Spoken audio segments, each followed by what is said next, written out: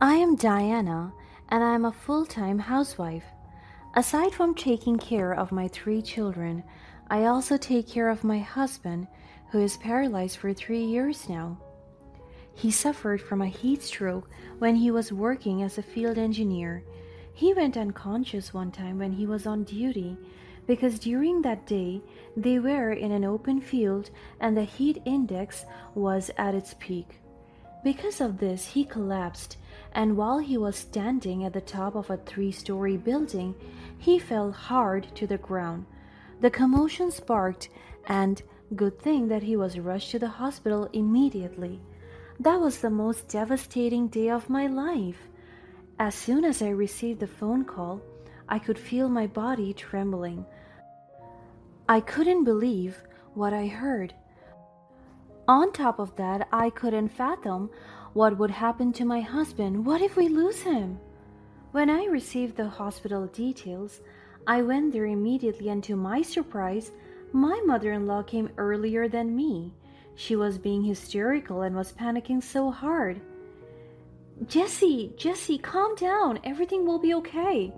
My son is in a critical condition, and you're asking me to calm down? Are you insane?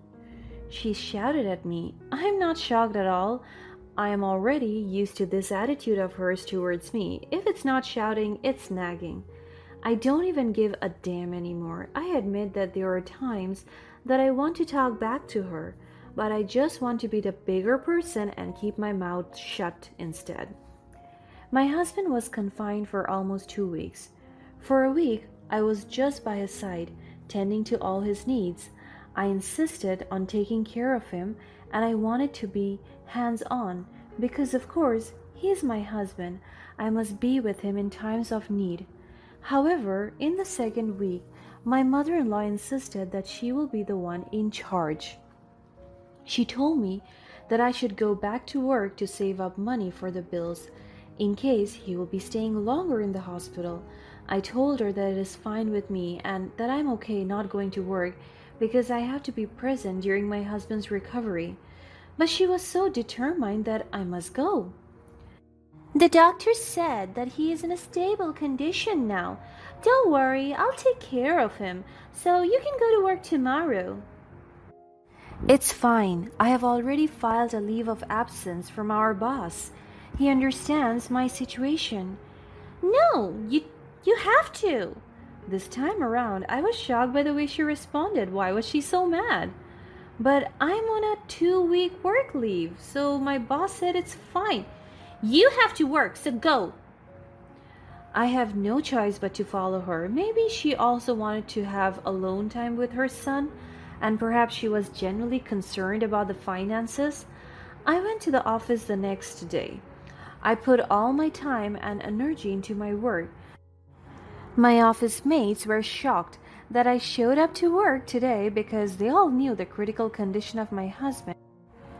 But I told them that I needed to work extra hard for the finances. Hence, my boss was so generous enough to lend me higher pay this month to pay for the hospital bills and everything that would help my husband recover. As we got the results from his many tests, the doctor said that half of his body was going paralyzed. I'm so sorry to tell you this bad news, Mrs. Sanders, but your husband's dramatic fall caused him paralysis on the right side of his body. However, there is still hope for recovery. Oh, thank you so much, Doctor. I'm Hans's mother. And I know that you're doing your best to ease his condition. Please do everything that you can.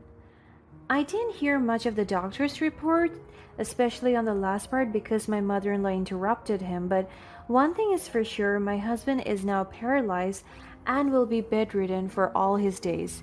My heart sank. I couldn't believe he had to suffer like this. I don't want to see him in this condition. My mother in law demanded that she stay with us because she wants to take care of her son personally while I work. I mean, it is an honest and thoughtful gesture, but I don't want to bother her, especially because she's also getting old. We can afford to hire a personal caregiver, but she kept on asserting that she will take care of him. So, with that, as soon as my husband got discharged, my mother in law instantly moved in with us. And it has been 3 years now since my husband had that terrible accident. We did all the necessary intervention and therapy needed to make him recover fast, but everything was so stagnant. There was no growth whatsoever. I focused on earning money for my family, including my husband's medical expenses. My mother in law was the one that goes with my husband during therapy sessions and medical interventions programs. Whenever they attend one, I always checked up on him after the session, asking her about my husband's improvements and health issues. But she kept on giving me replies like, "Well, same as last time, no progress. There's no improvement. The doctor said that, we must do another session." And on it goes. We always put on the same session for 3 years, and it is impossible that until now there is still no sign of recovery. Is it the doctor's fault, or is my mother in law up to something? I don't want to think ill about her, but I couldn't help it. But as a family, I will not think bad about her. One weekend, I asked my mother in law if I will take the shift in taking care of my husband. As I sat beside him, watching him struggle with his paralysis, my heart ached, and I feel this every passing day.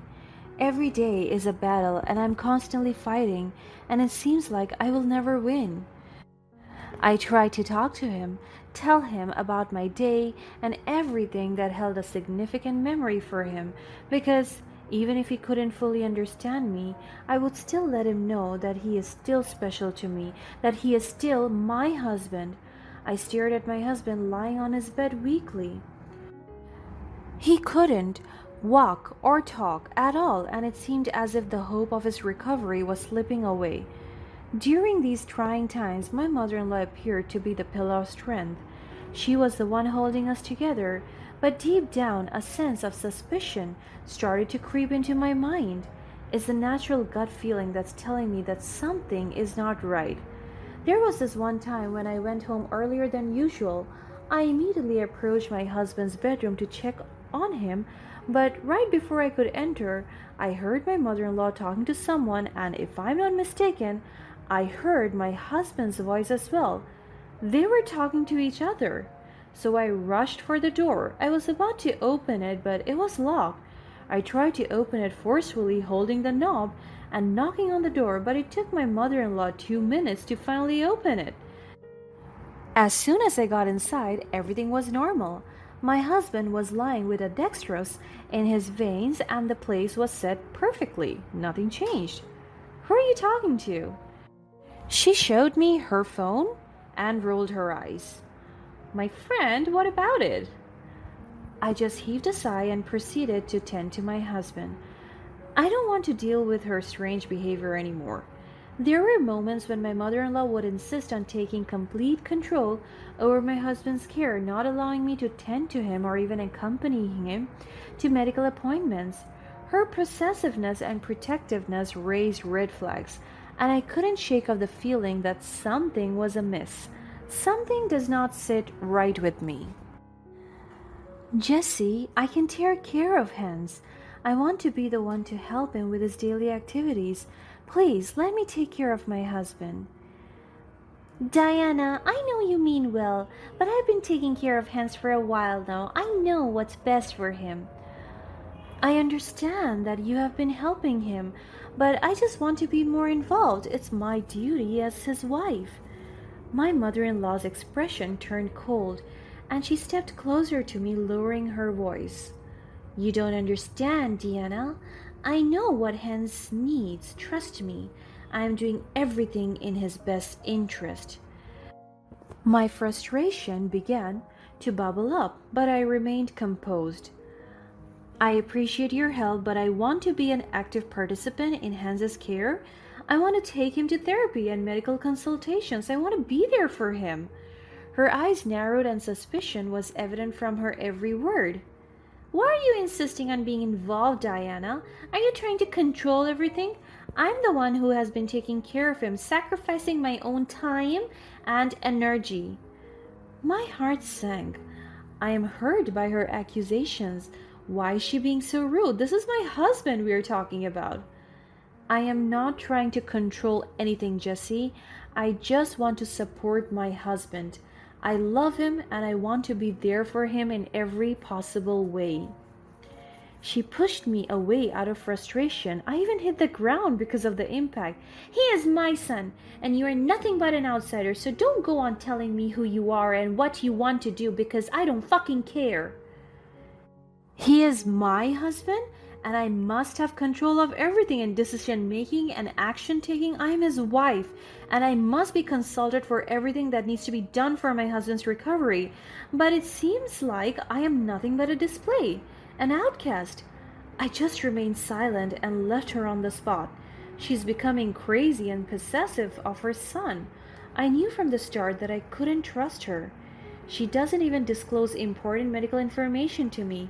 Not a single doctor's report was relayed to me because my mother in law refuses to give me anything. I knew something was happening behind my back. Hence, one fine Sunday afternoon, driven by my gut instinct, I decided to take matters into my own hands. I discreetly installed a hidden camera in my husband's bedroom, hoping to uncover the truth behind my mother in law's strange behavior. I placed the hidden camera during my mother in law's mandatory afternoon stroll in the garden with my husband while in a wheelchair. I hid it in a place where they would never notice it. I left it for a week and I anxiously awaited the moment when I could review the footage and unveil the secrets that lay hidden. My mother in law took my husband to the hospital for another therapy session. Oh God, I know something is not right about that session.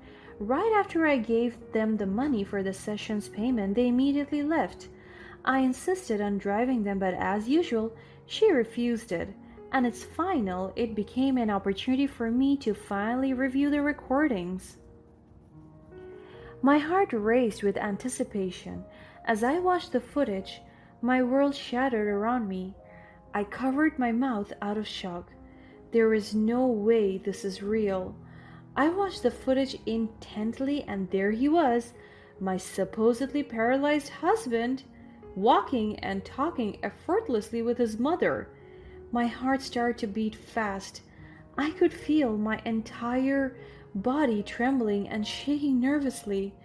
Of all the lies? I didn't expect this. Of all the people? It has to be my husband? They were acting as if everything was normal whenever I was away. The shock and disbelief overwhelmed me, and tears welled up in my eyes.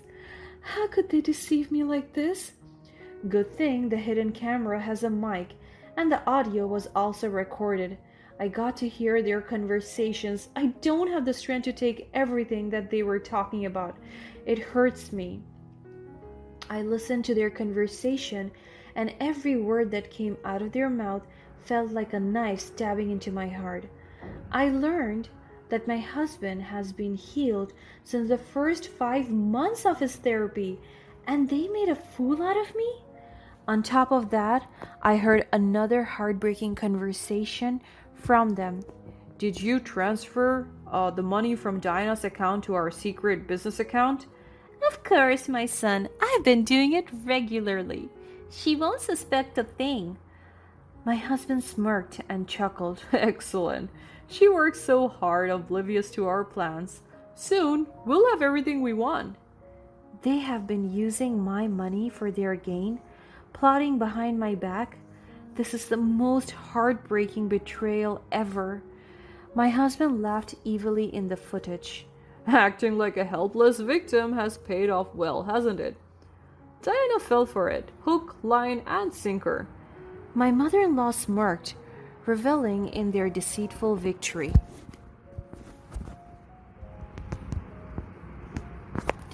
And she thought we were so devoted to her. Little did she know we were plotting our escape all along. Escape? They're stealing my money and mocking my devotion? I won't let them get away with this. I continued to watch, capturing their incriminating conversation on the hidden camera. Once our secret business takes off, we'll leave Diana with nothing. She'll finally realize she's been a fool. His mother nodded as their alliance was strengthening with each word. Oh, my son, it's so thrilling to be partners in crime. Our secret will remain hidden, and Diana will pay the price for her naivety. My eyes were filled with tears as the depth of their betrayal became clear.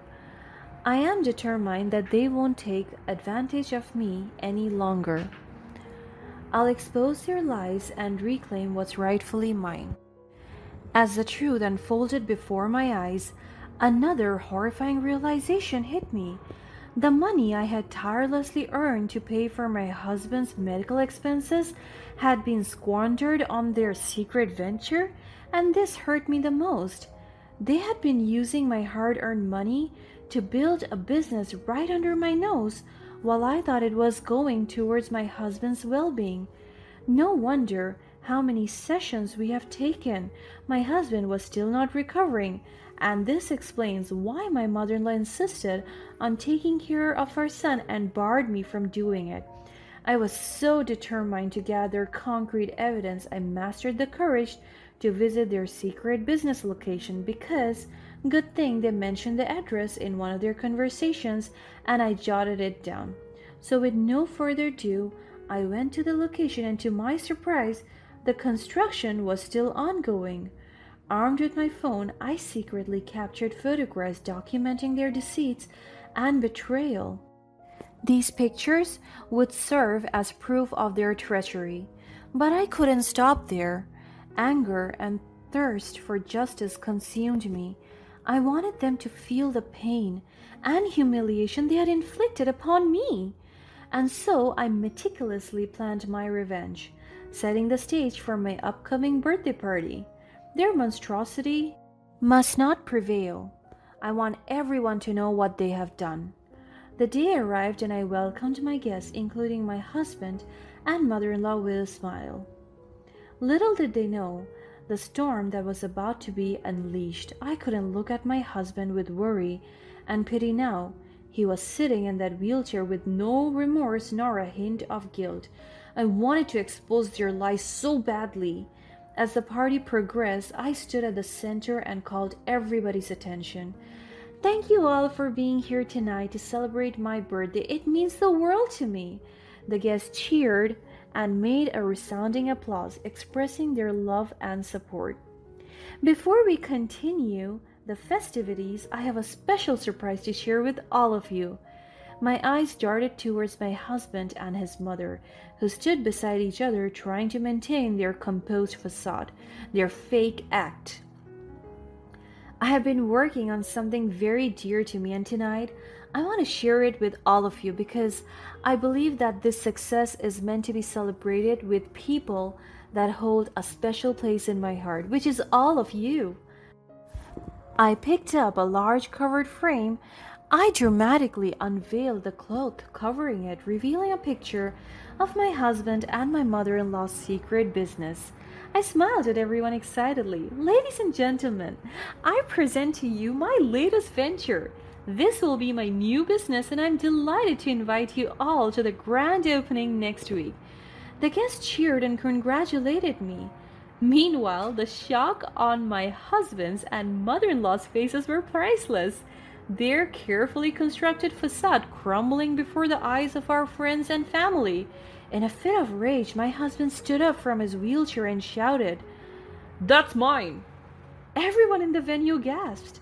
Some were bewildered and shocked by what they saw. My husband, supposedly paralyzed, stood up and yelled his heart out. The guests fell silent with their eyes widened in disbelief. "Oh, Hans, you're mistaken. This is my business. You used all my money, remember? You and your mother, while all this time you were playing games with me? You tricked me that you were paralyzed when all this time you were already healed. And now you've just unveiled your secret." The room erupted with murmurs and whispers. People started connecting the dots, realizing the deception they have all been a part of. Wait, Hans isn't paralyzed? They've been lying to us this whole time? My mother in law panicked and even attempted to regain control of the situation. It's not what you think. There is an explanation for all of this. Save your explanation, Jessie. Your lies and deceit have been exposed. I pulled out a folder from behind the stage, holding up several pictures showcasing the secret business, stolen money, and their collaboration. Look at these pictures, everyone. This is the truth they hid from us. They used my hard earned money to build this business behind my back. The guests looked at the incriminating evidence. The anger and disappointment were all visible on their faces. I can't believe they took advantage of your trust, Diana. They manipulated all of us. They should be ashamed. My husband was overwhelmed by his anger, completely forgetting his pretense. He started walking, no longer paralyzed. The room fell into complete silence, with shocked expressions on their faces. It was all her idea. My mother made me do it. I looked at Hans, my eyes filled with a mix of sadness and anger. I trusted you, Hans. We were supposed to face this challenge together. The guests surround me, offering their support and sympathy. Both my husband and mother-in-law were forced to face the consequences of their actions, pleading for forgiveness as their deceit unraveled in front of everyone. My husband went to his knees and pleaded for mercy, covering his face with tears and guilt. While my mother-in-law stood there not swallowing her pride, she remained arrogant and egotistical. So, at that moment, I reclaimed my power and cut all ties with them. I claimed ownership of the house and the business, and I took control of my life once again. I left them at the venue with no words coming out of my mouth. Enough is enough. I'm done with all their bullshit. Their betrayal had cost them dearly, and they were cast out of my life forever. As I moved forward, liberated from their manipulation and lies, I focused on rebuilding my life and finding happiness. The wounds they inflicted would take time to heal, but I was determined to leave the past behind and embrace a future filled with honesty and authenticity.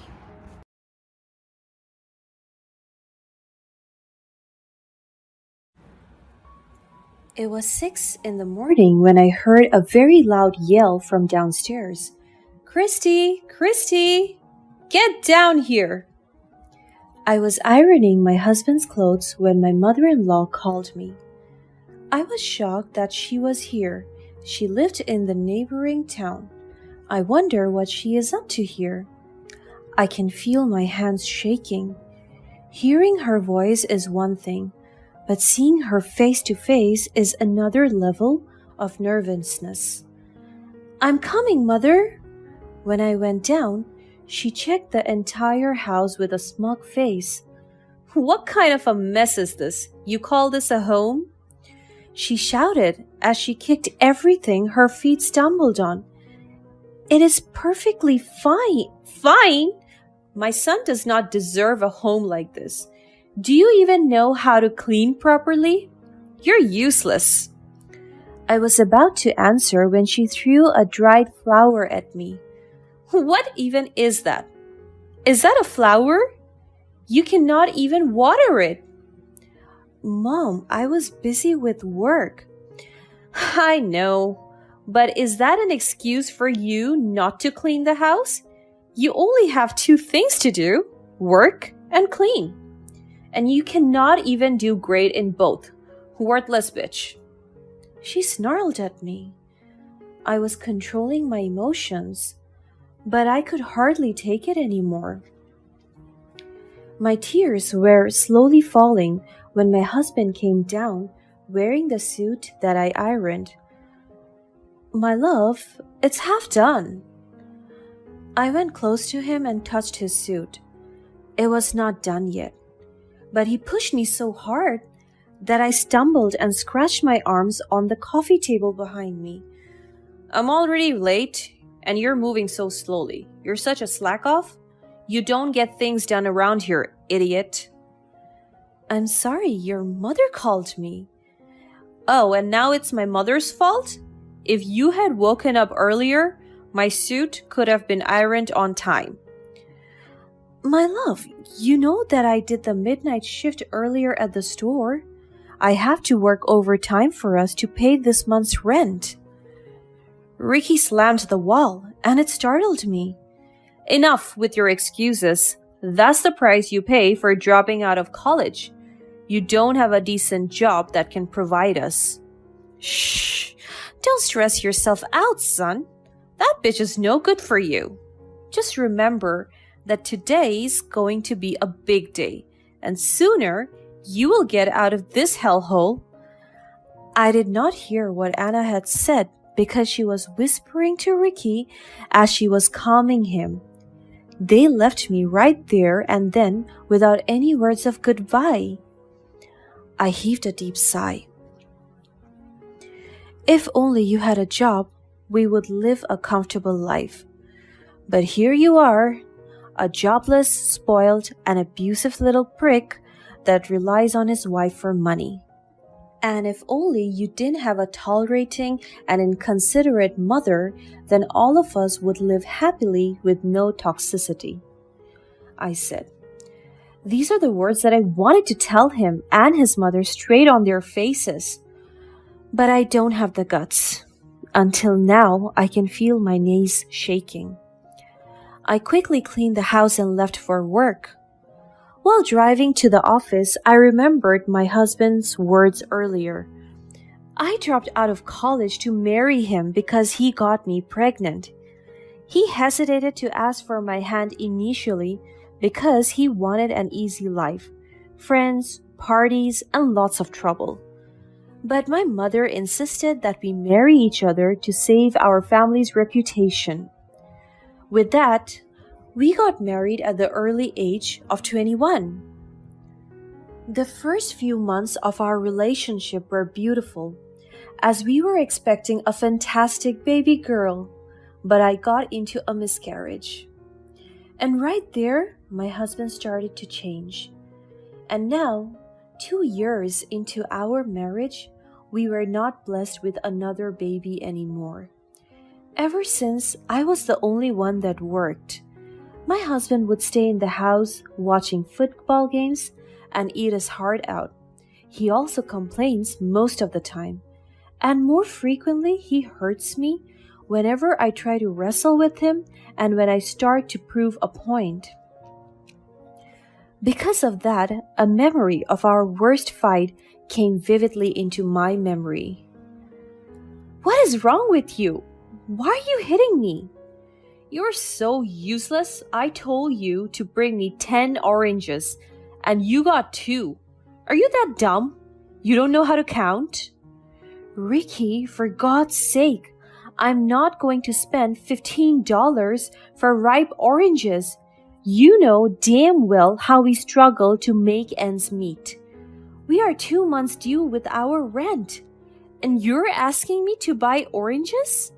And just because I was thinking about our expenses, you are starting to get angry with me? He grabbed my hair and dropped me into the floor. He smashed the things on the table beside him. You have no right to disobey me. I'm your husband and you follow me. He kicked me and left me on the floor, struggling in pain. I did not realize I had already entered the office, and my coworker snapped me back into reality. Hey, Christy, are you fine? You're zoning out. Yes, I'm fine. What happened to your arm? Did he hurt you again? I was shocked by her comment. No, I accidentally slipped on the floor and hit my arm on a table. I'm fine, don't worry. I denied her allegations. I know Yuka is related to my husband. This is not the first time she called me about this issue. Look, Chrissy. She went close to me and held my hand. Your husband is abusing you. You don't deserve this kind of treatment. You have to take action. No, Yuka, he is my husband, and I don't have to leave him. I cannot imagine the scandal that my family will receive once I leave him. Yuka sighed, a sign that she could not do anything. I ignored her and started working diligently. Night came, and I immediately went home. I decided to skip my overtime job tonight because I want to prepare a meal for my mother-in-law before she says hurtful things. As I came home, I saw my mother-in-law sitting on the sofa reading a book. She seems so calm and surprisingly happy. Good evening, Mom. Where is Ricky? From now on, you will stop looking for Ricky, and you will not call me Mom anymore. I was confused by her response. Oh, well, what do you mean? She did not answer immediately. She fished something out of her bag, a white envelope. She threw it in my face, and the contents fell on the floor. Money. I was dumbfounded by what was happening. There, that's for your troubles. I stared down at the money on the floor. I kneeled and collected all the money to return it to the envelope. What is the meaning of all of this? I was shocked when she grabbed my chin in a very forceful manner. It is painful. She lifted my chin and locked her sight into mine. Take this money and leave my son alone. He is to marry a wealthy girl, the daughter of a politician, a complete opposite of a worthless twat like you. Now take this money and I'll file the divorce papers or disappear in our lives and forget that the wedding happened. I stared back at her. I will not do that. She chuckled. Oh, really? You are that in love with my son, huh? Well, sorry to burst your bubble. My son loathes you. You're the reason why he is trapped in your stupid, boring life. You lured him into this prison. In every word she says, she grips harder, making it more painful every second. That is not true. You're just clouding his judgments. I did everything to provide for this family. And now I'm the bad guy? Ha ha ha. You're so funny and pathetic. Of course, you must provide because you dragged my son into this. No matter what it takes, Rick will marry that girl he met at the party. He deserves to be with the wealthiest and most influential people in town. He does not deserve a girl like you. You can go back to your lowly life at the farm and be with your loser mother. She slapped me so hard in the face that I almost lost consciousness. Before she could even get out of the house, I approached her. Don't ever talk to my mother that way. She laughed and looked at me from head to toe. Look at you. You're a complete mess, just like your mother. I remember how she begs for my son to marry you to save your reputation. But in fact, it had already been ruined by you. You are just like your mother, dumb horse. I can feel my hands shaking. I was about to slap her when she caught my hands. And now you're going to hit me? You're so pathetic. I will sue you if you even try to lay a hand on me. You are the one who deserves to be sued. I will never let you get away from insulting my mother and abusing me. Oh, so you are brave now, huh? She pushed me and fell right into the floor again. Be thankful, because Ricky's new wife is very generous to give you that sum of money as compensation for your troubles and a token of gratitude for giving her your husband. Just stay away from our lives. I couldn't think straight anymore. I'm angry and in so much pain. Please, let me talk to Ricky. She shut the door so loud. I was panicking. I immediately called my husband, but he was not picking up. I tried many times to contact him in all his accounts, but he's not answering. I also discovered that he had withdrawn all the money I had saved in my bank account. I almost collapsed crying as I saw the zero balance on my account. This is so unfair. They left me with nothing. That night, I got drunk on alcohol. I know Ricky's abuses and hatred toward me, but we were happy, or we used to be. He got worse by the time we lost our daughter. I still remember how he cared for, talked, and touched me with love and compassion. But now, it is all gone. I sent my mother a text message stating everything that had happened, and by morning she found me on my bedroom floor. "Christy, oh my God, what happened to you?" She helped me get up and put me into bed. I started crying as I saw my aging mom clean me with a warm towel. My heart aches for her. She only wants the best for me, and I only gave her problems. I remember my mother-in-law's statement toward her, and it breaks me even more. "Mom, I'm so sorry." "Hush now. It is not your fault." "It is." My voice is cracking in every word that I say. "Don't worry. You are fine now. Mommy is here. I will never leave you." She caressed my face and I saw tears forming in her eyes. I closed my eyes and felt her warm touch in my skin. My mother is the best thing in the world, and to hear someone else call her those things, it angers me. My mom said those words in the most comforting way. That day, she took care of me. She cooked me my favorite food and stayed with me until a realization came to my mind. "Mom, I think I know where they went." My mother looked at me in confusion. "What do you mean?" "I think they went to Uncle Greg's party." I saw my mother's eyes widened. Uncle Greg is my rich uncle. He owns a housing company, and he is my mother's older brother. The two of them grew apart when my mother decided to marry my father, a mere farmer. My uncle has no wife nor any children. Are you sure?" "Yes, I think I heard someone talk about it in my office, but I pay it no mind." And then my gut feeling hit me. I quickly went to my husband's things and I saw a copy of the invitation. It has my name on it. It was meant for me. I let my mom see it and she gaped.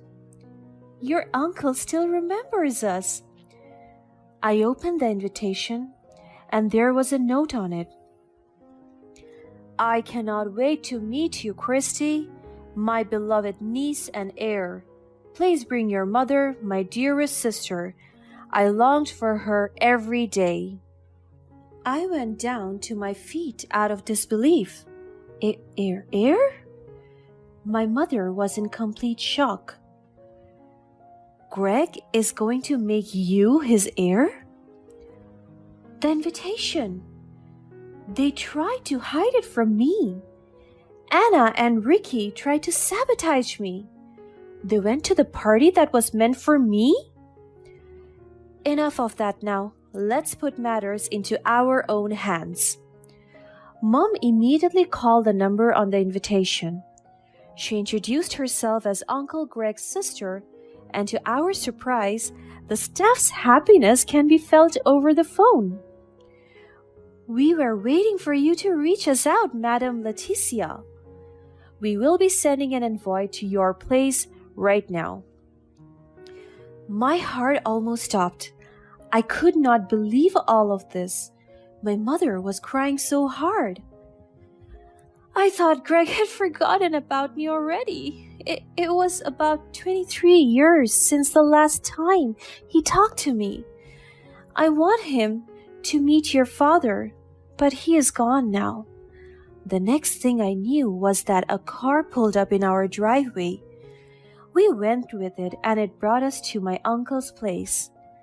As we went inside, my mother broke down in tears as my uncle ran towards her and hugged her so tight. Both of them cried in each other's arms, and when he saw me, he hugged and kissed me on the forehead. I am so sorry it took me this long to find the both of you. You were never late, Greg. From now on, you will stay here with me. We're family and we are meant to be together. On that day, my life changed as well as my mother. We stayed at my uncle's house and he provided for us. He sent me back to school the next week and my mom managed the company with him. A month has passed and I grew to love my comfortable life. There are times that I would think about Ricky. There was a knock on my door and it made me come back to reality. Come in. Hello, Miss Christie. Your mother wants me to bring you a cup of coffee. Thank you, Dorothy. I smiled at one of my uncle's maids. She moved closer to me, and before she left, she took a quick glimpse at my laptop as if she had other business on me. If you don't mind me asking, Miss Christie, do you have a husband? I slightly chuckled at her statement. Yes, I had. But he left me. I responded in the most gentle way. I see. Men are cruel. They don't know how much their actions hurt us. But you do look familiar to me, ma'am. I think I saw you somewhere. Maybe. I do a lot of work. Perhaps you have seen me in one of my jobs? She nodded and smiled at me. I shall leave then. I must be disturbing you, Miss Christie. Thank you. I smiled back at her.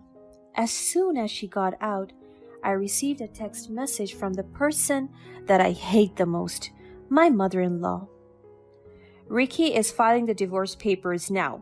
We will send in the money for you to somehow afford a lawyer. His new wife will finance the proceeding. Be grateful and do your job, and for the record, do something useful for us. My heart was pierced. I heaved a sigh and remembered the good things that came after Ricky left me. Maybe it was meant to happen. I did not respond to her texts and just let her be. Dinner came and I could sense my uncle's uneasiness. Is there something wrong, Greg? The company lost funds today from an unknown user. Someone must have gone inside our account and stole the money. Good thing I already have it covered and experts are starting to track down the culprit. A glass fell to the floor and broke. I saw Dorothy swiftly pick up the shards. I'm so sorry. I'll clean this immediately. I can sense the nervousness in her voice. I feel bad for her. The next day, I received another message from my mother-in-law. Stupid girl, meet us at Piet's restaurant. You're going to sign these papers now. If you won't show yourself, I will do everything to ruin your life. I have no choice but to meet them. As I was about to leave, I remembered Dorothy. I pity her last night, and I want to give her something. Some cash so that she can give herself a break. I looked for her, but the other maid said she went out for lunch with friends. Maybe I'll treat her tomorrow then, I whispered to myself. With that, I headed to the restaurant. The moment I saw my mother-in-law and even just my husband's back profile, I was already shaking. Also, a familiar silhouette of a girl caught my attention. She is sitting next to Ricky, I went closer to them, and I was in complete shock when I saw the girl's face. I stared at her. And you're finally here? Being late is also one of your worthless traits, isn't it? You have no manners, and you kept us all waiting, especially Madame Dorothy. You have no shame. We're doing you a favor here. We're making your life easier. You have a huge sum of money now, so sit down and sign the damn papers, or I'll sue. It's you? I interrupted my mother-in-law's speech. I gave Dorothy a blank stare, ignoring my mother-in-law and husband. How dare you interrupt me? You're the one who steals our company's money? And for the record, you're the one who stole my husband? I could not control my temper anymore, and I shouted at her. My mother-in-law got up and slapped me in the face. Have you lost your mind? How do you yell at Madame Dorothy and disrespect her? And what company are you talking about? You're talking nonsense, you poor brat. I slammed the table and got up. The next time you lay a hand on me, you'll be in jail. The girl right here is my uncle's maid, and she stole his money so that she can pose as a rich young girl when in fact she is actually serving me. I'm the heir of my uncle's company, and now I can even buy this restaurant right here and then. You're the one who is disrespecting me. The three of you, and I will never let anyone fool me, nor my family. I had enough. Ricky was shocked. You're not rich? I'm sorry. Please do not leave me. Please, Miss Christie, I'll give back all the money I stole. This is not true. The three of them were starting to panic as I tried to call the authorities. I will turn the three of you to the police. I have both evidence. You slapped me in the face, and all of these people here are witnesses. It will fortify your abuses to me. And you, Dorothy, you have already confessed, and you will be convicted as a theft. My mother-in-law fell to her knees and begged for mercy.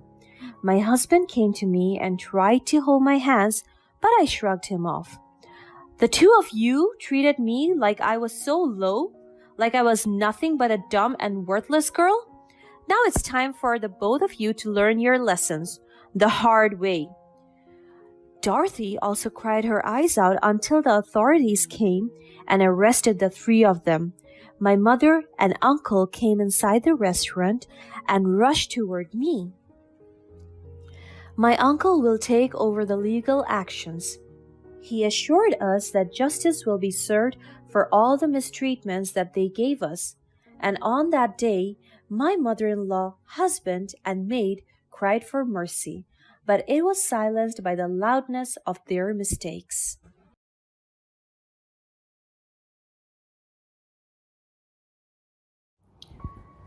I wiped my tears as my hands trembled. I tried to compose myself while breathing slowly. I secretly get up because I don't want my raging husband to notice me again. But as I got up, I could feel my knees soaring from my husband's beating. He got angry over the pettiest thing. I wasn't able to answer his question because I was busy with my laptop doing my work report. He couldn't control his anger issues because he thought that I was ignoring him on purpose. That's why he fumed in anger. He almost hit my laptop, but he punched me instead. From the impact of his punch, I collapsed to the ground, and he even kicked my knees whenever I tried to reason with him. It has always been like this. Just in the slightest mistake, he would go mad. There were many times that I attempted to end our marriage, but he would threaten me every time.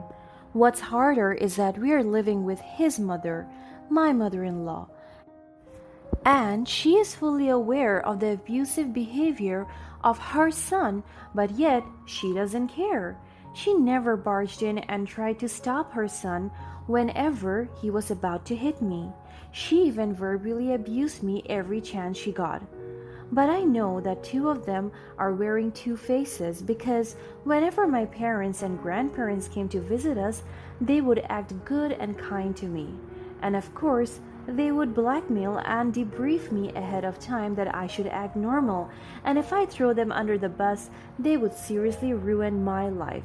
As if they can. My family is very influential.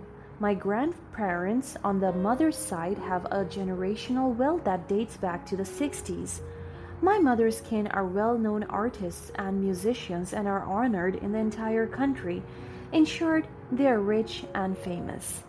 They never wanted me to marry my husband James because, aside from being born from a different social class than us, he has a record of being mischievous. But we fell in love with each other in college, and here we are, married for almost 5 years. As the firstborn grandchild, it is expected that I will carry the family's legacy soon. The weight of my inheritance had me almost suffocating, but I had learned to carry heavy burdens. But so much for that, let me introduce myself. I am Emma, and I am trapped in a nightmare of an abusive marriage. My life has been in a hellhole from the day I said I do on the altar. How I wish I listened to my parents when they said that I shouldn't be marrying my husband, but he was so good back then. No sign of evilness could be seen in his whole existence, and I could say that I was deceived. James, my husband, is a master of manipulation, and his mother, Rita, pulled the strings from behind the scenes. I am certain of this. Both of them work together to abuse me even if I have done nothing wrong. They would constantly say that they were scammed into marrying me because I thought we would be rich once my son married you, but I was wrong. That's what I thought so too, Mother Tusk. Marrying her was the biggest mistake of my life. My husband said those words while looking straight into my eyes. I know they meant to use me for money, and I was nothing more than a pawn in their twisted game. From the early days of our marriage, James revealed his true colors. He would fly into uncontrollable rages over the slightest things, berating me with demeaning insults. Rita, his mother, always had a way of justifying his behavior, enabling his abuse, and reinforcing his power over me. It is as if they are working as a team. They draw satisfaction in taunting and condemning me. It's not only physical abuse that they kept on poking at me, but also verbal abuse. Words like worthless, bitch, useless, ugly, and boring were some of the words that were already engraved in my mind. They often shout these words daily, and look at me right now, already immune to their cruelty and harshness. I recalled one particular evening when James's anger boiled over. I had accidentally spilled a glass of water on the carpet, and his reaction was nothing short of monstrous. He grabbed me by the arm and yanked me towards him, his face twisted with rage. Are you out of your mind, or are you just pure dumb and stupid? Please, it was an accident.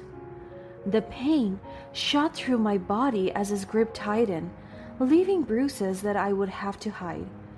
There will be no accident if only you were mindful of your actions. You only have one job. He held my head and pushed it to the ground, directing it to the carpet. You see that? You made that mess. All you do is make a mess out of everything. Oh well, because you're a mess yourself. Please, James, it hurts. Do you think I care? Well, fuck that, because I don't.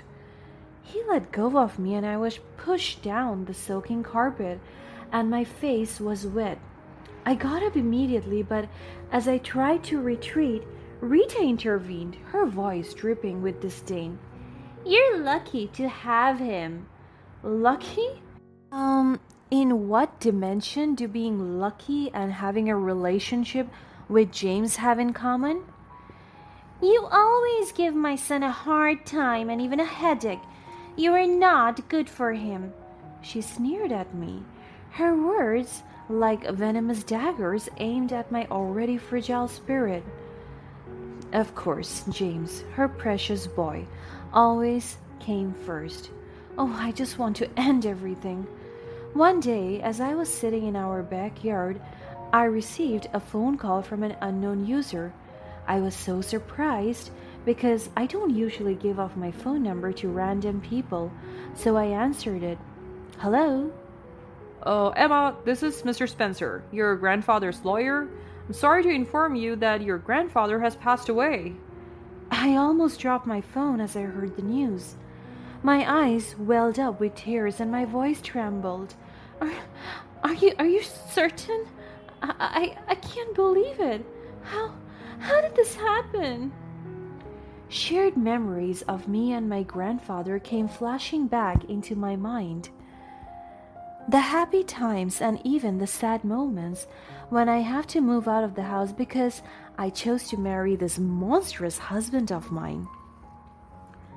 I couldn't believe he was gone. Last month, he just visited me here in our house and was generous enough to lend me money for renovation. My ungrateful husband and mother-in-law kept on bragging about it to other people, telling them it was their money. There was a car accident. It was sudden and unexpected. I understand this is a difficult time for you, but I need to meet with you as soon as possible to discuss the details of your inheritance. As my eyes welled up out of disbelief, I remembered the wealth that I'm about to inherit. I know all along that someday I'm going to take over my grandfather's legacy and money. Yes, of course. I will be at your office tomorrow morning. As much as I don't want to discuss inheritance during these trying times, it is necessary and urgent to have the inheritance transferred to me immediately because it is in my grandfather's will. That's fine, Emma. Take your time. We can arrange everything when you're ready. But there is something that you need to know, that's why I'm insisting our meeting be urgent. I know you still have to mourn for your loss, but if only you can spare a little of your time, please do. And yes, I agreed with him. I don't know what we are going to talk about, but I know that is very important, and I don't want to waste time. We exchanged a few more pleasantries before hanging up. I took a deep breath, trying to process the news. As I gazed into the distance, a flicker of determination replaced my initial sorrow. I never expected this, but maybe, just maybe, this is my chance to change everything. The facade of my submissive role in this wretched household began to crumble after my inheritance. The news of my grandfather's passing reached my husband and mother-in-law. They were so shocked, even if they were faking it, at least I could sense the genuineness. They planned on sending flowers and visiting for the funeral service. I didn't listen to their conversation because I was busy packing, and for all I know, all of it is just an act, as if they truly care. They're only after my inheritance. James and Rita sensed the opportunity to exploit my newfound wealth, and I wasn't wrong at all. Suddenly, their treatment towards me underwent an alarming transformation. They showered me with fake affection, attempting to mask their true intentions. When we were at my grandfather's wake, they talked to my family with real concern about me. My mother-in-law told them how much she values me as her daughter-in-law, and that she was so grateful that her son married me. Oh God, save me from all this fakeness. My husband even tried to do skinship with me. He kept on holding my hand and wrapping his arms around my shoulders, showing my family how close and loving we are, but my reactions and body languages say otherwise. Oh, I just want to get out of this hellhole. And I wasn't fooled. Beneath their feigned kindness, I sensed their greed and manipulation. Their sudden change only served to confirm my suspicions that they were only after my money.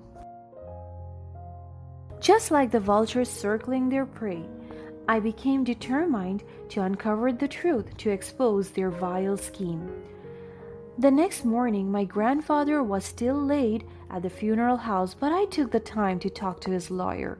As soon as I came to the lawyer's office, he sat down with me and directly told me the truth. Emma, I need to discuss something important with you regarding your inheritance. Your grandfather left behind a letter specifically addressed to you. My eyes widened with anticipation, my hands gripping the edge of the chair. What does the letter say, Mr. Spencer? Mr. Spencer retrieved a sealed envelope from his desk and handed it to me. Your grandfather suspected something wasn't right about your marriage. He had his doubts and decided to investigate further. My heart pounded in my chest like crazy as I carefully opened the envelope, revealing a handwritten letter inside. My eyes started to form tears as I saw my grandfather's handwriting. He has always been so effortful in showing that he cared for me. I read it silently and my face transitioned from confusion to shock. This can't be true. I'm afraid it is, Emma. Your grandfather discovered evidence that your marriage to James was forged, a ploy to gain access to your inheritance. He wanted to protect you even in his grave. And finally, my tears welled up down my cheeks. A mix of heartbreak and anger. My voice cracked as I held back my tears from falling. I never imagined. I thought James loved me, even before our marriage. I know he changed the moment we tied the knot, but I thought his intentions were real and pure. When he was still courting me, and Rita, his mother, they both seemed so genuine back then, but this explains why they hated me so much and they hurt me physically and verbally. I understand this is difficult to accept, Emma, but your grandfather wanted you to know the truth and use the money to escape that trap. But wait a minute, are they mistreating you? Mr. Spencer's tone was full of disbelief. I took a deep breath and nodded. I wiped away my tears. Yes, they do, but I know karma will soon come for them. But anyway, thank you, Mr. Spencer. I won't let their deceit define my life anymore. I will gather evidence and fight back. I admire your strength, Emma. I will do everything in my power to support you legally. We will hold them accountable for their actions. I stood up, my posture straightening with newfound courage. I won't let them win. I will protect myself and my grandfather's legacy. They will pay for what they have done. Mr. Spencer nodded with a sense of admiration in his eyes. You have my full support, Emma. We will ensure that justice prevails. I left his office. My resolve is firm and my steps were filled with purpose. I am determined to uncover the truth, gather evidence against James and Rita, and reclaim my life from the web of deceit. The next day, my grandfather was finally put to rest, and in 30 days, all his inheritance will be transferred to my name and rights. But as soon as I went home, I couldn't still escape the continued physical abuse at James's hand. He kept on tormenting me about my inheritance, asking, "Where is it and why am I not giving him any?" I kept on telling him that I don't have it yet, but he slapped me instead. On several occasions, his anger would reach such heights that he would lash out at me with violent force. I would bear the brunt of his blows both physically and emotionally. The scars run deep, hidden beneath the layers of makeup and long-sleeved clothing. Even if I have the privilege of having a lawyer now, I still let them do this to me because I am gathering evidence. I secretly recorded his abuses every time I sensed that he was about to hurt me, and whenever I have bruises, I took a picture of it and compiled it. The same goes for my past bruises.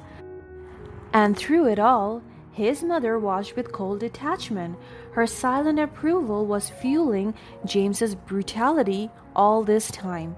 She reveled in the control they exerted over me, relishing the power dynamics that kept me trapped in their toxic grip.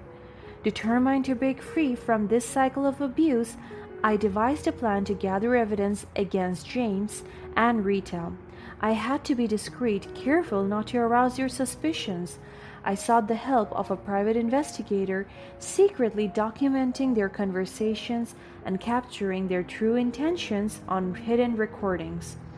As I continued my undercover mission, the abuse from James escalated. His once controlled fury turned into a terrifying storm that raged within our home. I would cower in fear as his fists found their mark, the pain radiating through every inch of my body.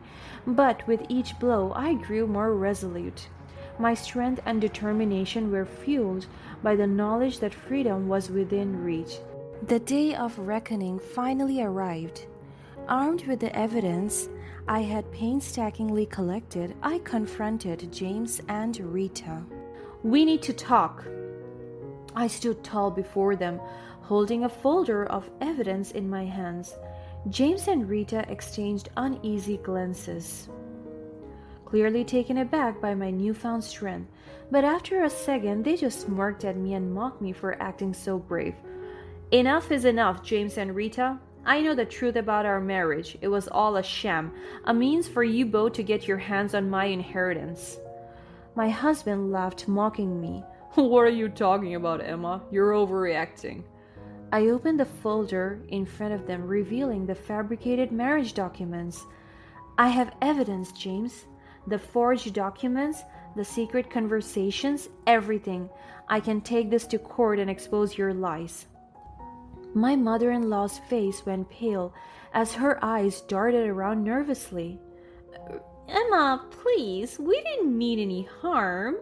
We just wanted what was best for you." "Best for me? Is this how you define love and care? Through abuse and manipulation? You both thought you could control me, but not anymore. All you think was what's best for the both of you, and that's my inheritance. You don't even care about the pain you've caused me." James's anger flared once again as he stood up harshly and took a step towards me, his face contorted with rage. He gritted his teeth as he reached for my neck, but I stepped back so that he couldn't lay his hands on me.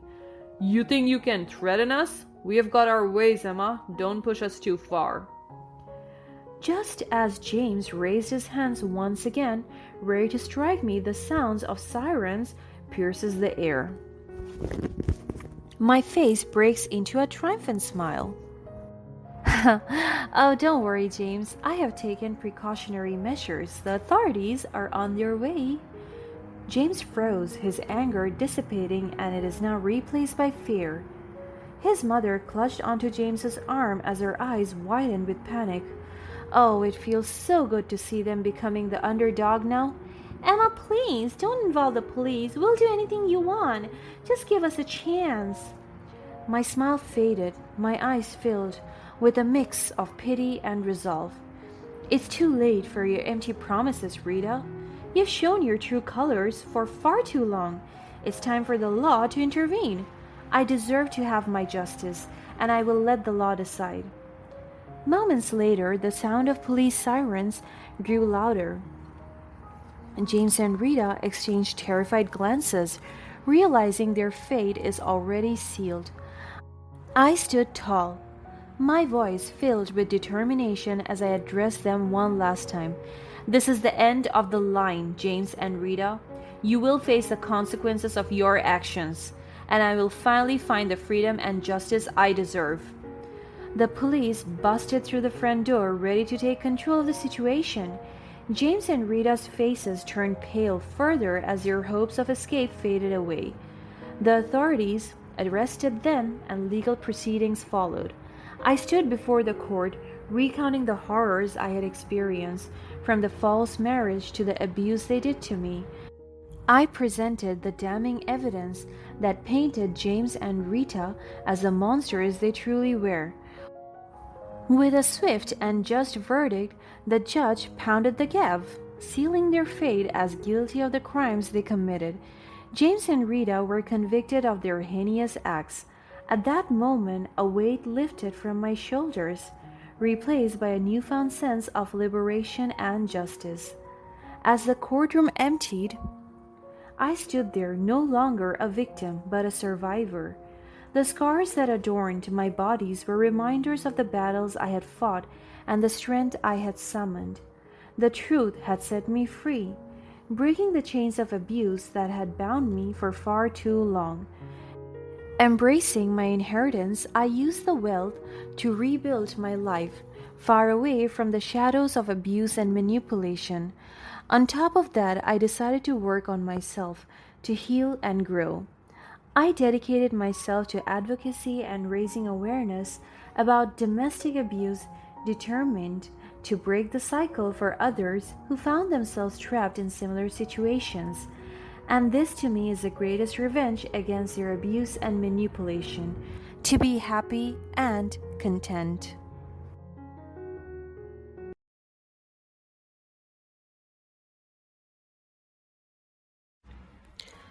My husband came home drunk for the fifth time this week. Dina, where's my food? I can hear the plates breaking in the kitchen. I'm in bed trying to get up to tend to my husband. My stomach has been acting like crazy since this morning.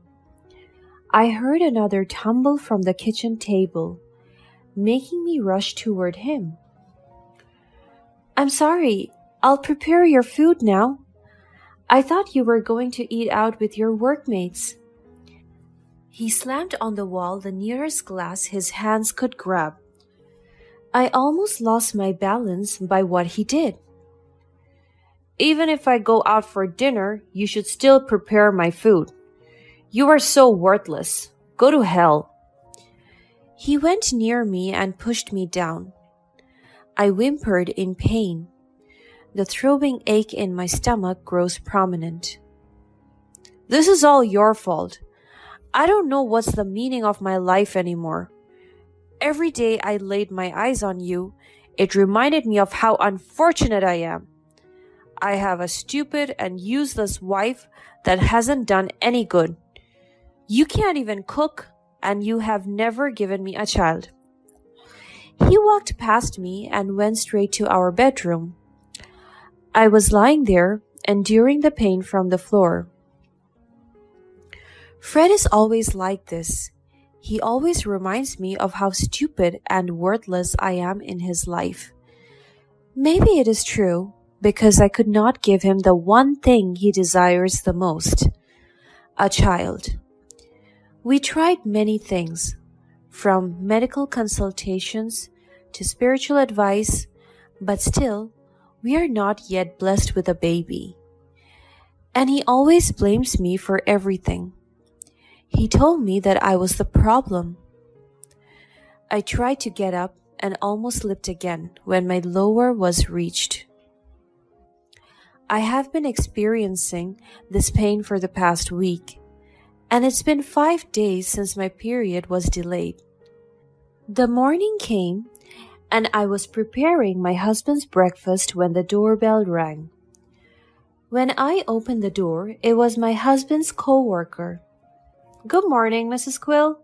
Fred left his phone in my car. I want to return it to him before he comes to the office. I thought he might receive an important call. Thank you for this, Mr. Valdez. I will give this to him. You're welcome. See you around. I heard my husband approaching, and when I looked at him, his eyebrows frowned. Hey, Fred, I bought back your phone. I'll go now. See you at the office. Fred waved back at him as his co-worker went inside his car and drove away. My husband grabbed me, and I was utterly taken aback. What are you thinking? He shouted at me. His grip was tightening around my arm. Fred, it hurts.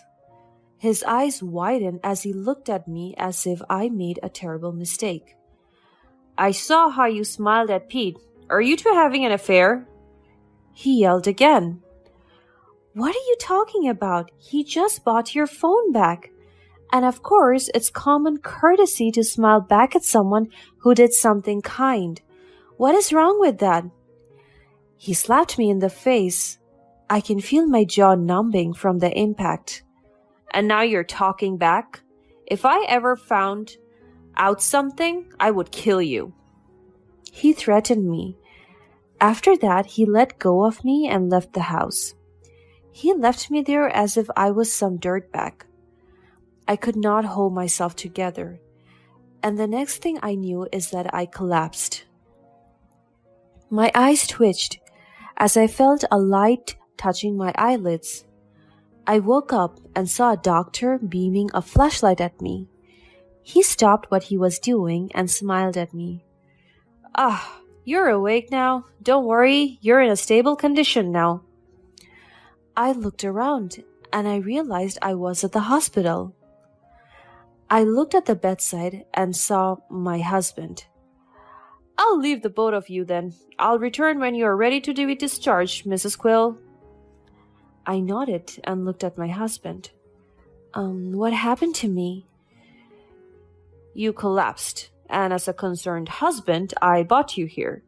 It would be best if you were grateful that I still cared for you and rushed you here. It's your fault that I was mad earlier. You were flirting with my workmate." "That's not true. I just received your phone." "Lies. I will not put an end to this notion until I have evidence." My heart is pounding like crazy. Why is he like this? Why is he accusing me of cheating? Fred has always been the jealous type, and when he's jealous, he cannot control himself. I just kept silent, because whenever I talk back, he either gives me a slap or a hurtful statement. Hours passed, and the both of us were silent as a ghost.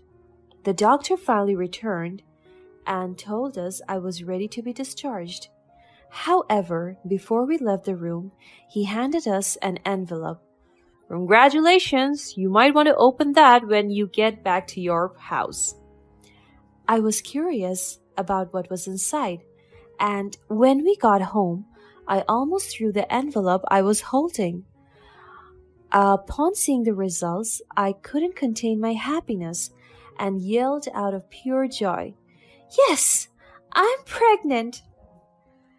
It was a test result indicating that I was pregnant. The doctor ran some results when they checked on me while I was unconscious. My husband came rushing to our room and looked at me with irritation. "Can you shut up?" he yelled at me. "Fred, I have good news." I tried to reach out for his hands, but he pushed me back. Maybe this news will change him completely. I gave him the result. My heart is pounding like crazy. This is the moment that we have all been waiting for. After almost 20 years of marriage, Fred and I were never blessed with a child. But now, as I turned 41, a miracle finally happened, and I am now expecting our very first child. He stared at the results for a minute until he dumped it inside the garbage can. My eyes widened in disbelief. Why did you do that?" I quickly got the pregnancy results from the bin and showed it to him. "It says positive. It means that I'm pregnant. Love, we're going to have a baby." I said each word optimistically, but my husband's emotions were the opposite. "Are you sure about that?" I'm so confused by his question. "Of course I am. The doctor handed us this result, saying I'm with a child." He remained emotionless while staring at me. He also stared me down from head to toe. "You should go back to the doctor and get checked," my husband suggested. He was about to leave when I caught his arms. "I don't need to go back to the doctor. The result says it's positive." "Oh, really? Have you lost your mind, woman?" "I haven't lost my mind. This is a dream come true for us." "Oh, do shut up. You're too old to have a child. Your skin is saggy, your body looks like a slouching bear, your hair is turning gray, and your whole existence is deteriorating. If you're fit to have a child, you could have been impregnating right from the start." right at the beginning of our marriage. But here you are 41 years later, pregnant? I can't even prove if that baby is mine. He grabbed the results and slammed them on the floor. He stepped on it and grabbed my hair to shove my face on it. That's your delusion. It's broken into pieces. He dragged me to the floor and I shouted in pain. I'm not having delusions. I'm genuinely pregnant with our child. I will not have that child. We tried everything we could, remember? Then how come it took this long for you to bear one? You're even too old to have one. Maybe you cheated on me and got yourself pregnant? You're a whore. I was shocked by this statement. I thought his notions about the cheating agenda were out of pure jealousy. But now, he's accusing me of having a child with another man? You can't even imagine how hard it is for me to endure all the frustrations you have thrown at me. Do you think I never wanted a child? Do you think I'm happy to wake up every day and be childless? I waited for this day to happen.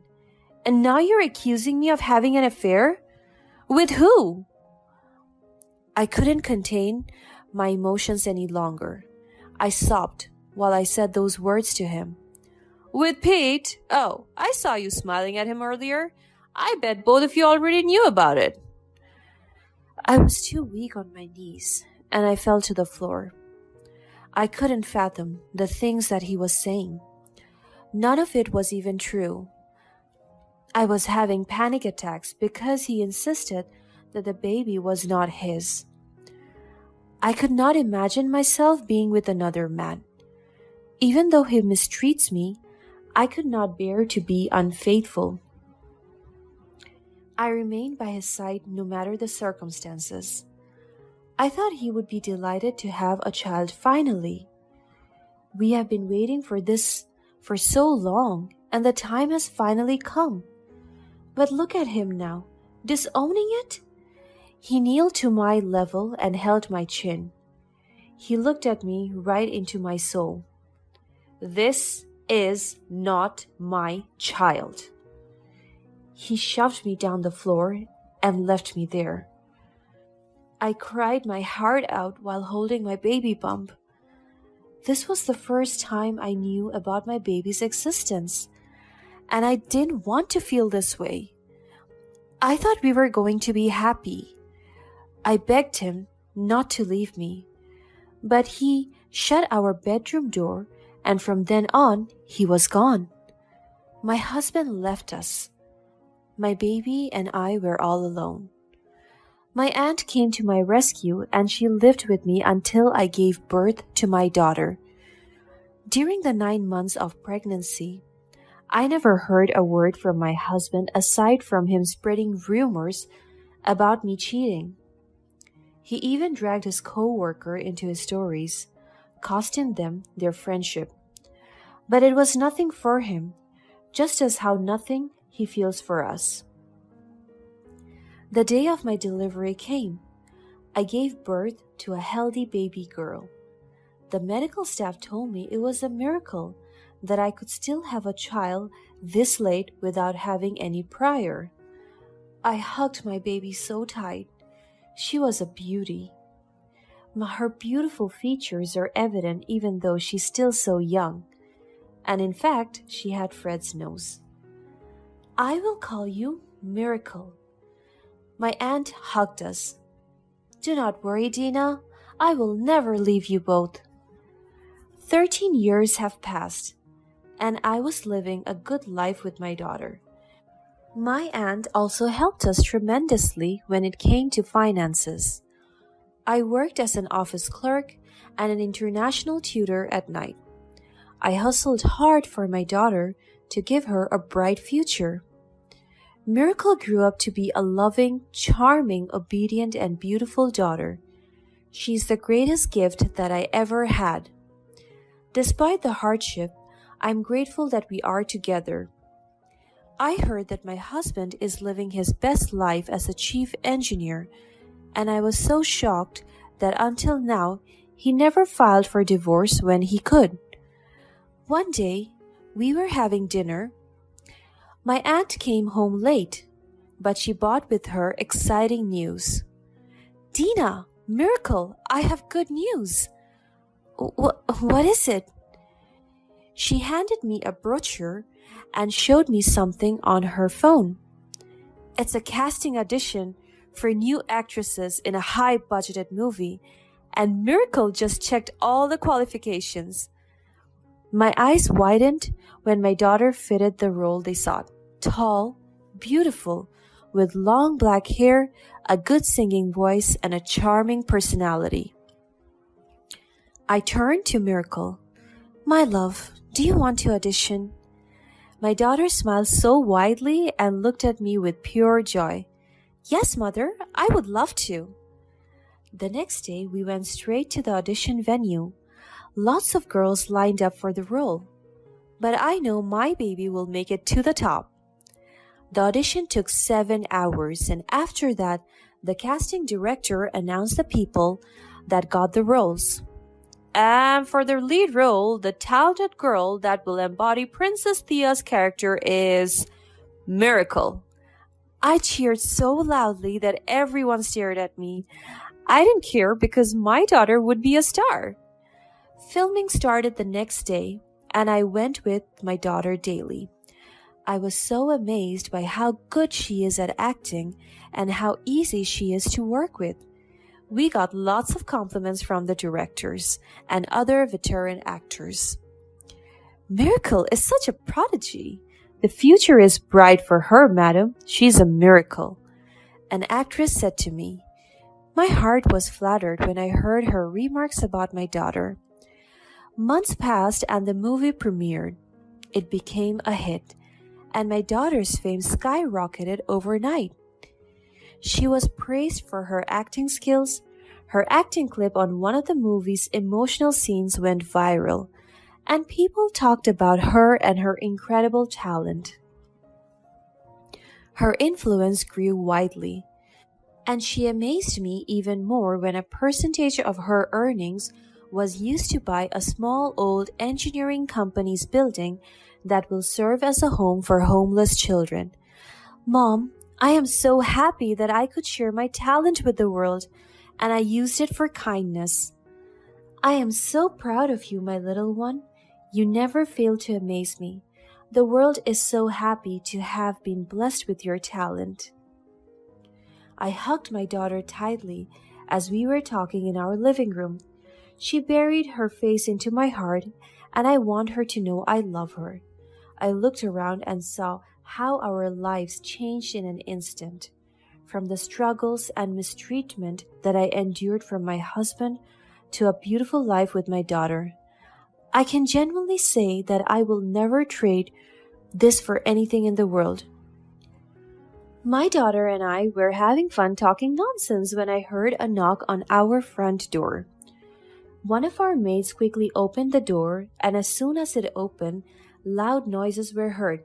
Sir, you're not allowed inside. This is private property. You have no right. I have every right to step into this house. You're trespassing. As soon as I heard that, I immediately went close to the commotion. What is this all about, Fred? My heart almost stopped pumping when I saw his face. He looked very different. When he saw me, he quickly approached me, but the security stopped him. Sir, you're already crossing the line. Dina, please. He begged, but the security guard is pushing him away, and Fred is trying to escape the security forces. But Miracle came, stood beside me, and Fred stopped moving. He was staring at Miracle, and I can see the tears falling down his cheeks. Miracle held my arms and hid behind me. Fred moved close, and I signaled the guard it was okay. As soon as he reached near us, he kneeled. As he knelt, I remembered the days that I was in his position. I am so sorry. I am sorry for everything I've done to you, my love. I will forever regret all the problematic things that I did. Please forgive me. Please accept me again. He cried and bent his face to the floor. He sobbed as if the world was taken away from him. He looked at me once again and then at our daughter. My child, look at you. You've grown. I saw how amazing you are on TV. As soon as I realized it was you, I couldn't stop crying and thinking about you. I have wasted so much time away from you. I'm so sorry for leaving you. You disowned me. Fred cried a little more after hearing what my daughter said. The regret in his voice was very evident. I'm sorry. Please forgive me. You left us with nothing. You abused Mother as if she was nothing to you. You never claimed me as your child because for you, my life was just nothing. I held my daughter's hand and tried to calm her down. Fred cried and cried. Please help me. I have nowhere else to go. And now you come back to us because you have nothing? Where were you when we were the ones who had nothing?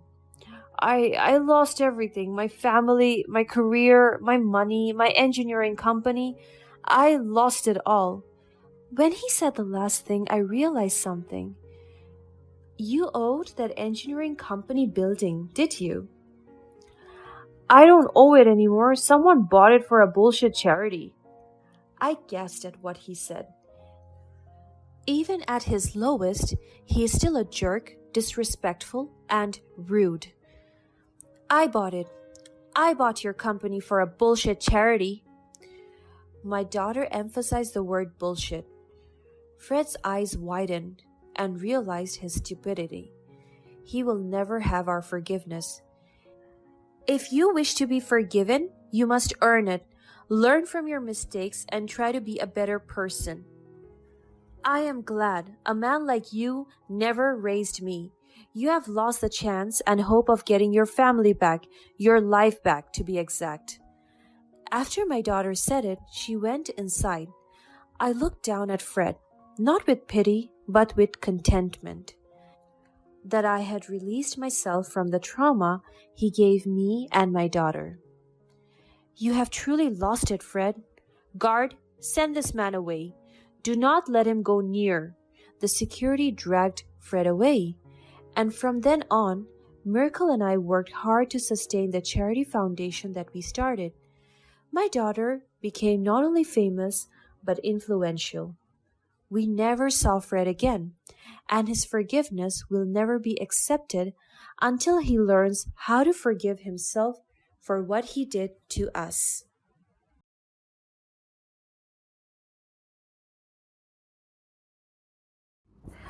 So, Allison, what kind of family did you grow up in? I grew up in a single parent household with my father. And how did your family situation impact your upbringing? We faced challenges, but my father taught me the value of hard work. Alright. What about you? Do you have a family? Well, I'm not sure how relevant this is to the position I'm applying to. I would appreciate it if you were more collaborative. Do you want this job or not?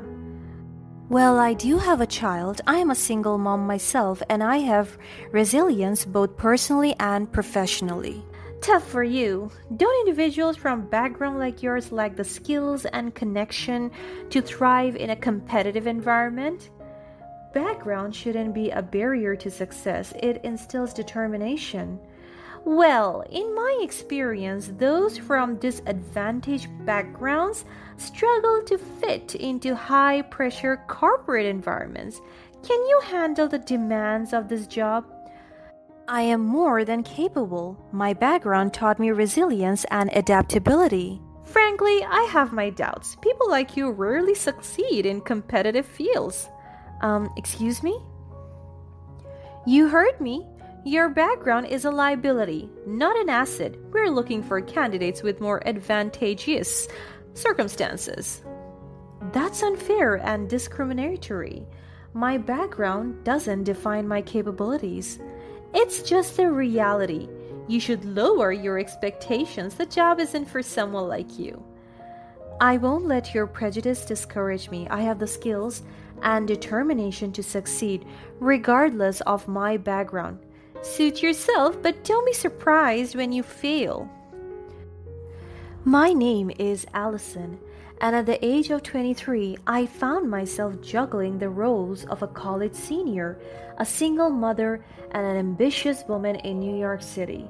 Life hadn't always been easy for me, especially after my ex boyfriend Tyler, who turned out nothing to be but a jerk, abandoned me as soon as he discovered I was pregnant. I fled to another city and went to college there.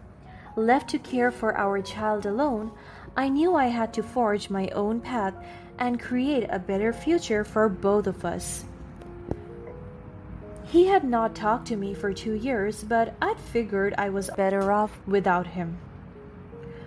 Growing up, I had always admired my father, a highly respected executive at a prestigious bank. His unwavering dedication and success in his career served as an endless inspiration for me. I yearned to follow his footsteps, prove my worth, and achieve similar accomplishments. As I was really close to graduating college, I became laser focused on the goal of securing a job at my father's renowned bank. However, I was determined not to take the easy way out by relying on his influence. I wanted to prove myself based on my own merit and abilities. As I prepared to step into the world of corporate finance, I knew the road ahead would be challenging. But armed with a fierce determination, I marched into the bank with confidence. I decided not to disclose my connection to my father to anyone in the office. I wanted to be judged on my own merit, not on the kind of favoritism. I was determined to display professionalism and dedication that caught the attention of the hiring managers. After weeks, I finally received something that really filled me with a mixture of excitement and hope. It was an invitation for a final job interview at my father's prestigious bank. The prospect of working at the same institution where my father had made his impact felt like an important validation of my hard work. On the day of the interview, I walked into the sleek office building with a sense of purpose. As I sat across from Mrs. Anderson, the interviewer, I couldn't help but notice her piercing gaze. Unexpectedly, she delved into the interview with a series of questions that went beyond my qualifications and experience, probing into my personal life. So, Allison, what kind of family did you grow up in? I grew up in a single parent household with my father. And how did your family situation impact your upbringing? We faced challenges, but my father taught me the value of hard work. Alright. What about you? Do you have a family? Despite feeling really uneasy about the intrusive nature of her questions, I wanted to answer respectfully. However, the turning point came when Mrs. Anderson didn't seem to notice my uneasiness and continued to direct the conversation in a way that bothered me deeply. Well, I'm not sure how relevant this is to the position I'm applying to. I'd appreciate it if you were more collaborative. Do you want this job or not? Well, I do have a child. I'm a single mom myself, and I have resilience both personally and professionally. Tough for you. Don't individuals from backgrounds like yours lack the skills and connections to thrive in a competitive environment? Background shouldn't be a barrier to success. It instills determination. Well, in my experience, those from disadvantaged backgrounds struggle to fit into high-pressure corporate environments. Can you handle the demands of this job? I am more than capable. My background taught me resilience and adaptability. Frankly, I have my doubts. People like you rarely succeed in competitive fields. Excuse me? You heard me. Your background is a liability, not an asset. We're looking for candidates with more advantageous circumstances. That's unfair and discriminatory. My background doesn't define my capabilities. It's the reality. You should lower your expectations. This job isn't for someone like you. I won't let your prejudice discourage me. I have the skills and determination to succeed regardless of my background. Suit yourself, but don't be surprised when you fail. Her words hit me like a punch to the gut. I fought to maintain my composure, not letting her see the depth of hurt and humiliation I felt. I understood that remaining professional and respectful was crucial at this point, even though her comment cut me deeply. I held my head high and kept my cool. It was then that a thought occurred to me. It was clear that Mrs. Anderson was not the designated interviewer for my final job assessment. The woman I talked to by email was really nice, and I'm sure Mrs. Anderson might just be a substitute for the day. Refusing to let her prejudice defeat me, I decided to take a bold risk. I requested to speak with Mrs. Anderson's boss. The unexpectedness of my request caught Mrs. Anderson off guard. At that moment, it became evident that I was not as naive and compliant as she had assumed. The tables had turned and the power dynamic shifted. She was forced to get up and call in somebody else. I was quite confused but more relieved than anything. At least now I would have a real chance. As I sat down with the more experienced HR specialist, I was no longer the timid interviewee I was before. I had found my voice and chose to assert myself. Calmly but firmly, I introduced myself again and convinced her to hire me. The HR specialist listened attentively, her demeanor reflecting both understanding and impression. I laid out my aspirations, my qualifications, and my desire to contribute to the bank's success. I went quite well, and I couldn't help but feel Mrs. Anderson would not let me into this company, judging from her toxic behaviors. As I left the interview room, doubts began to creep into my mind. Mrs. Anderson's remark lingered, planting seeds of uncertainty within me.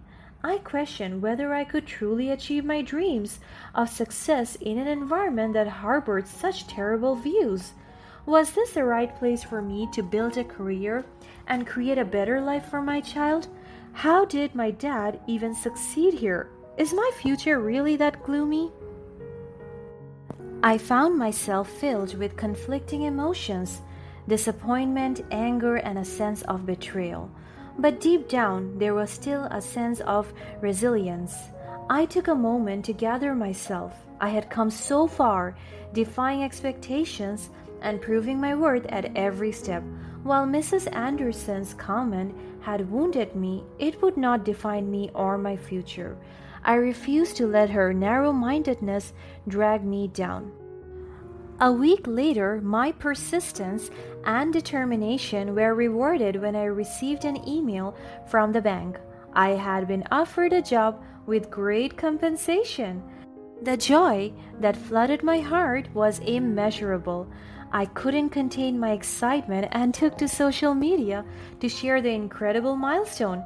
Posting on both Facebook and Instagram, I celebrated the new chapter in my life with so much excitement. The support and encouragement from friends and family were so meaningful to me.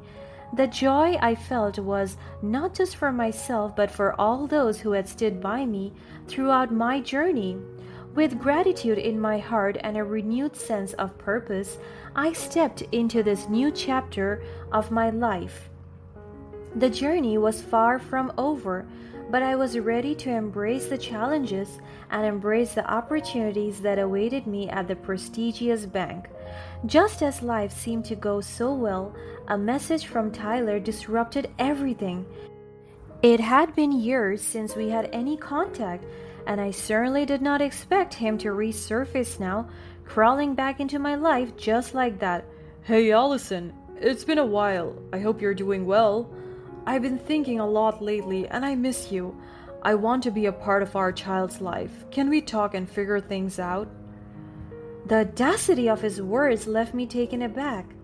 How could he expect me to trust him after he had abandoned us when we needed him the most? The wounds he left behind ran deep, and I had built a life for myself and my child without him. Tyler, it's surprising to hear from you after all this time. Our child and I have been building a life without you. I can't simply welcome you back without proof of genuine change and commitment. I hope you understand. But instead of accepting my decision, Tyler's tone shifted and he lashed out, questioning my motives. Why won't you give me a chance? Is it because you have a good job now? Do you think you're too good for me? Don't forget, we have a history together. I promise I've changed. Please reconsider. Tyler, it's not about my job or any sense of superiority. It's about the trust you shattered when you left us behind. You can't expect me to forget the past so easily. I need more than words. For now, it's best if you respect my decision and give us the space we need. Fine, if that's how you feel. But I promise I'll come to find you again. Our child deserves to have both parents in their lives. I won't give up on us. Tyler, please respect our boundaries and give us the space we need. The well-being of our child is my priority. Take care. His offensive remark pierced through me, reopening old wounds. I stood my ground, refusing to let his attempts at manipulation undermine the process I had made. But deep down, I was devastated. In the aftermath of our encounter, a mixture of emotions swirled within me. Anger, disappointment, and vulnerability threatened to overshadow my recent triumphs. However, I refused to let Tyler's reappearance affect me. Finally, it came the time for me to go to my office. On the first day, something surprising caught my eye. I saw Tyler driving Mrs. Anderson to work. As he said goodbye, he called her Mom. It hit me all at once why Mrs. Anderson had been so mean to me. She was his mom. She must have hated me and blamed me for keeping the baby, thus making him move to another city. As if things were not bad enough in the office, I found myself working directly under Mrs. Anderson's authority. She continued to treat me with incredible meanness, but I was prepared for it. I made sure to gather evidence of Mrs. Anderson's inappropriate behaviors. I documented instances where she made discriminatory remarks and took unfair actions. Every day in the office was a challenge, dealing with Mrs. Anderson's attitude, but I stayed focused. I knew that gathering evidence was crucial to expose the truth and seek justice. Finally, with all the evidence I had, I decided to confront Mrs. Anderson directly. I asked her why she had been so mean to me, knowing deep down that it had everything to do with her son. I even told her that I was aware of their connection and how it influenced her treatment of me. In response, Mrs. Anderson was meaner than ever. "Oh, so you finally figured it out, did you? Yes, it's because of my son. I told him to leave you and I stand by that decision. You were never good enough for him, and you certainly aren't deserving of a place in this prestigious bank. You thought you could just waltz in here pretending to be someone important? Well, let me tell you something, Allison. You will always be the girl who got knocked up and couldn't keep a man. You're pathetic." With trembling hands, I dialed my dad's number. I had previously warned him about this, and I knew he was just a few steps behind those walls, waiting to come in to help. Mrs. Anderson saw how quiet I was and she thought she was winning. She kept talking. Actually, at this point, she was practically screaming. "You see, Allison, you will always be beneath me. Your aspirations, your dreams, they're all stupid and meaningless. You are nothing more than a burden to this company. I don't know why they even bothered hiring you. It's clear that you don't belong here and you never will. You're just a reminder of your own failures." As Mrs. Anderson's terrible tantrum reached its peak, my dad walked into the scene, witnessing her unprofessional behavior firsthand. The presence of my father, a highly respected executive at the company, shocked Mrs. Anderson. The room fell into an uncomfortable silence. Without hesitation, my dad took charge of the situation. Mrs. Anderson's employment was terminated almost immediately. The company recognized her misconduct and swiftly took action. She lost her job and her reputation. After that, Tyler once again reached out to me. He had the audacity to ask for money, attempting to shift blame and responsibility onto me for his mother's termination. It became painfully clear that he was nothing more than a mommy's boy, crawling back into my life for financial gain.